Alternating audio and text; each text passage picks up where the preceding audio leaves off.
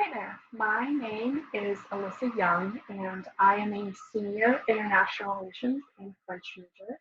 And today I'm going to discuss nonviolent movements against domestic and foreign actors using the examples of Tunisia and Timor-Leste. I specifically analyze the factors of success for nonviolent movements that may differ between these two cases and identify which may be more necessary for one type or the other. So first and foremost, I would like to discuss why we tend to use nonviolence. Many cultures and religions promote nonviolence, such as Quakers and Mennonites. Others, like Henry David Thoreau, promoted disobedience on the basis of conscience. However, it's most lawfully selected just because there's not really any viable military options that are feasible for the general public. Scholars argue that nonviolence can create a sort of strategic imbalance between attackers and victims. Richard Gregg uses an example of a person being violently attacked, and the attacker is generally validated when the victim defends himself with violence. However, an attacker is less likely to attack someone who refuses to fight them back violently, forcing the attacker to lose his moral balance. In addition, to understand how nonviolence can be successful, we have to understand how this balance of power exists in a state. We generally assume that the government holds all of the power, but this is not always true. Gene Sharp illustrates this relationship between two theories of power, monolithic power and pluralistic. So monolithic power exists when the people rely on the government, but the government does not rely on the people. This creates the perception that force is the only way for the government to utilize its power, and force is then the only way for the people to make change.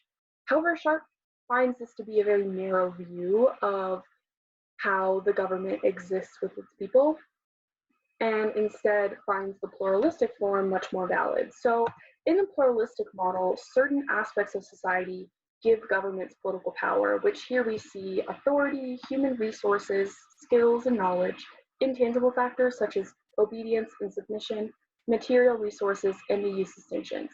And Helvey refers to these as the pillars of support, or social organizations and institutions that allow the government to operate efficiently. So if a government loses even one of these areas of power, they're seriously weakened. Therefore, the pluralistic model shows that force alone cannot keep governments in power, and that the people must have an incentive to cooperate and obey the leader of a regime. And if dissent is widespread, power begins to shift to the people.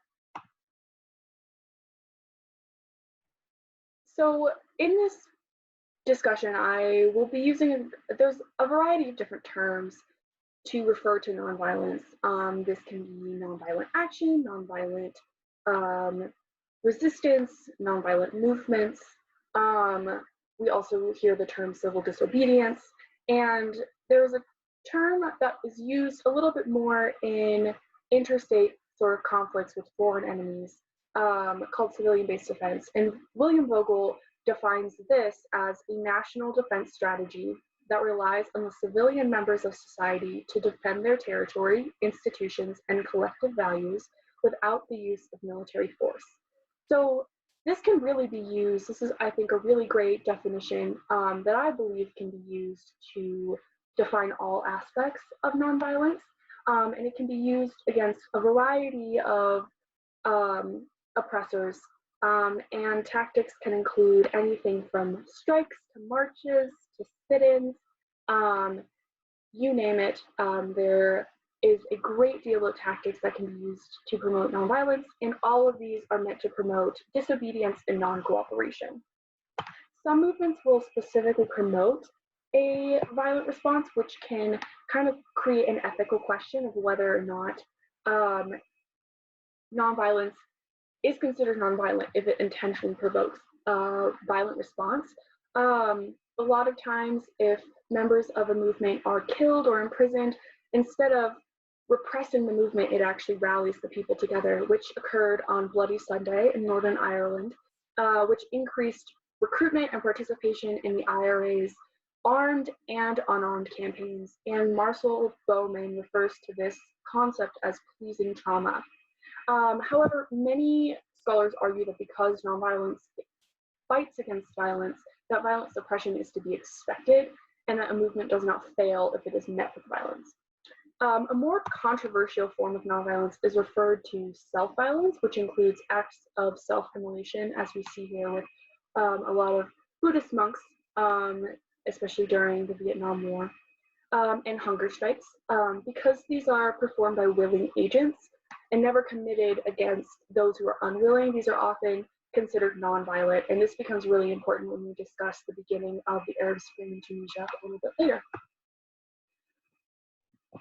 In addition, there are some key aspects that lead to the success of nonviolent campaigns, especially the strength of pillars of support play one of the keyest roles. These pillars can include police and military, civil servants, unions, professionals, religious organizations, etc. And they really have to be able to collaborate and cross divides of socioeconomic status, gender, age, religion, etc., in order to stabilize and strengthen a movement. And nonviolence against foreign actors generally takes on the role of defense, which would begin during occupation, where non-cooperation would be used to weaken invading forces. So against occupation, nonviolence can't be used in a way to keep the attacker from invading. It can't be offensive, though planned demolition of rail lines, highways, or bridges can be used, but this really only is temporary. Nonviolent campaigns, when compared to violent campaigns, were shown to have larger numbers of participants, use much more diversified tactics. They were able to create divisions within the opposing regime and have a greater likelihood that attempts to suppress the movement will backfire, which is really important into how we can determine whether nonviolent movements are successful. So for the purpose of this research paper, I decided to do a case study of Tunisia and Timor-Leste. So in Tunisia, I would consider this a more intrastate case against a domestic actor in 2010, at the beginning of the Arab Spring.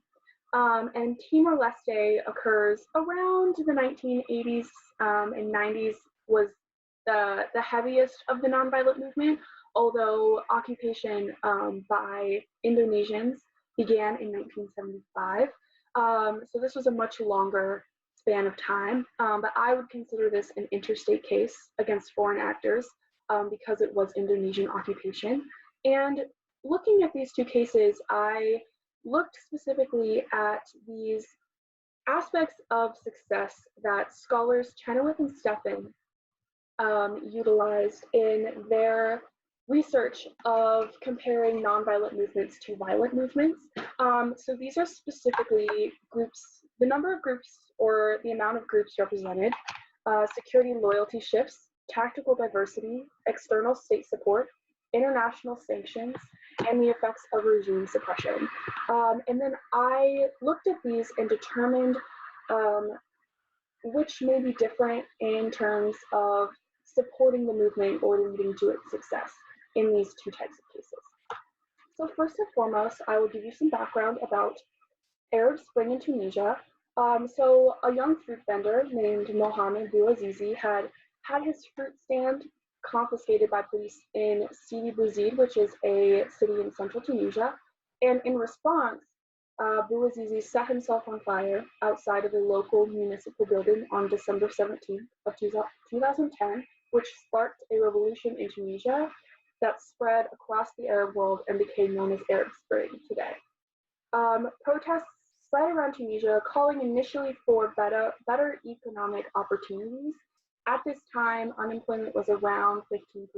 However, for young college-educated people, it was closer to 40%. But towards the end of this movement, it really just became a movement to remove President Ben Ali.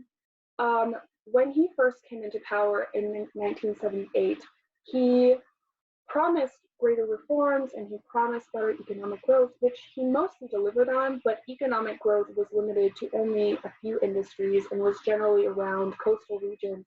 And towards the end of his time in power, he became much more paranoid and became much stricter on the media and on the ability of people to oppose him, which really led to people wanting him gone.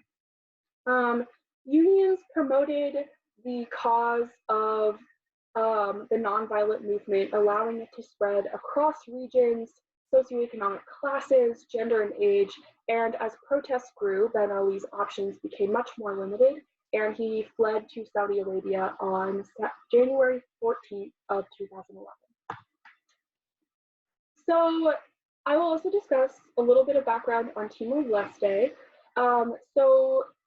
Timor-Leste was a former colony of Portugal, which became sort of independent in 1974, but by November of 1975, they became invaded by Indonesia.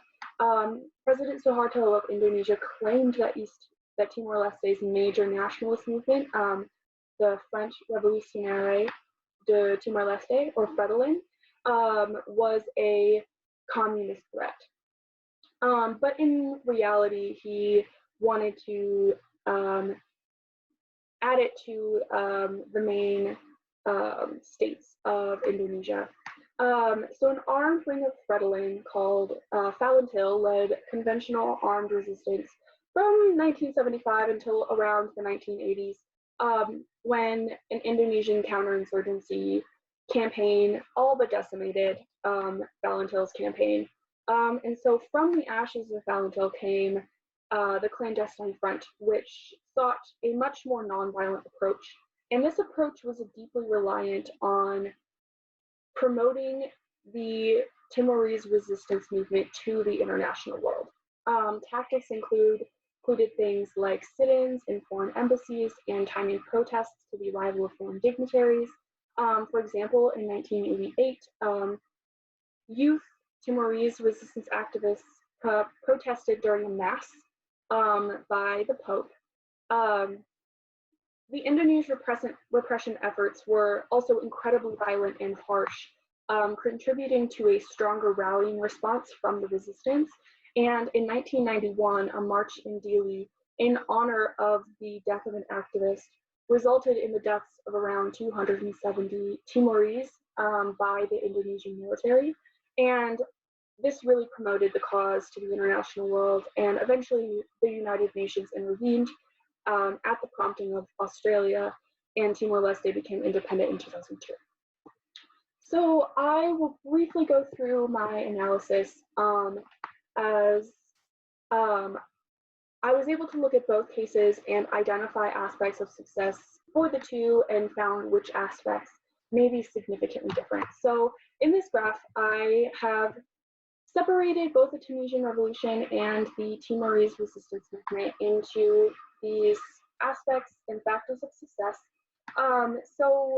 And I have highlighted here the key differences between the two cases. There was some difference in the amount of groups represented. I was able to find that there were a lot of groups represented in the Tunisian Revolution. However, I wasn't able to find much information on the types of groups that were involved in the Timorese resistance movement, but I don't think that that really played a key role in whether or not it was successful, at least in this case. The most important differences I found were security loyalty shifts, external state support, and international sanctions. So first, security loyalty shifts in Tunisia were really the turning point in ending Ben Ali's regime. There were 4 security forces at play in this conflict: the army, the police, the National Guard, and the Presidential Guard. The latter 3 were all under Ben Ali's influence and were the most active in repression. However, the Tunisian army has a history of supporting the republic, not the ruler. In the end, the army began protecting the protesters and even repressing pro-Ben Ali protests, which led to Ben Ali's flee. This was not a key factor in Timor-Leste, but it potentially stems from a foreign security force versus a domestic one. The Indonesian forces may feel less inclined to switch loyalties as the Timorese are not their own people. In addition, I also saw differences in external state support and international sanctions. So with the case of Tunisia, WikiLeaks did release US cables in November of 2010, illustrating that the US no longer supported Ben Ali's regime. However, scholars don't find this to be key in sparking or supporting the regime. However, for Timor-Leste, the role of external state support may have been the most important aspect of success for the movement. The nonviolent movement greatly relied on tactics that promoted the Timorese cause to the international sphere. Because President Suharto projected Fredolin as a communist threat, much of the Western world turned their eyes on the conflict. However, Portugal really felt some sort of support for it, supporting the cause in the European Council and the United Nations, but all of their support was really verbal. The movement really brought light to the atrocities committed by Indonesians, and the massacre on Dili was one of the most important events in illustrating the cause to the international world. And there are, I think, some key events here. I do think that the massacre in Dili in 1991 was timed after the fall of the Soviet Union, when this concept of communism was not as strong, and not supporting communism was not nearly as strong as it would have been in 1975.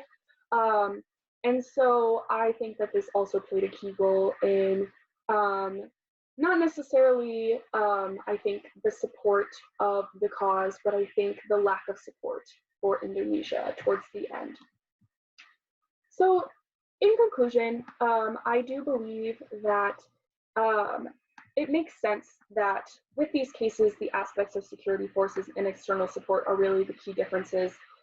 Security forces are not going to be as likely to switch loyalties if they are not the same nationality as the people they are repressing. And additionally, interstate conflicts, such as occupation, may be more present on the international stage, making aspects of external support and international sanctions more important in these cases. However, it is important to acknowledge the limitations of this study, as it does not include all movements in order to conclude whether these differences in factors of success are significant in these two types. But within his text on nonviolence, Mohandas Gandhi states that the greatest and most unimpeachable evidence of the success of this nonviolent force is to be found in the fact that, in spite of the wars of the world, it still lives on. And scholars Chenoweth and Steffen, their study comparing nonviolent and violent movements has already shown the successfulness of nonviolent campaigns to be greater than that of violent campaigns.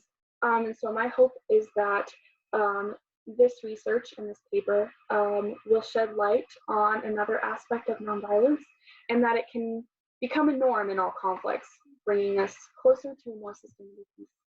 Thank you so much for listening, and thank you for your time. And I would absolutely love for people's feedback if they have questions or comments. So thank you so much.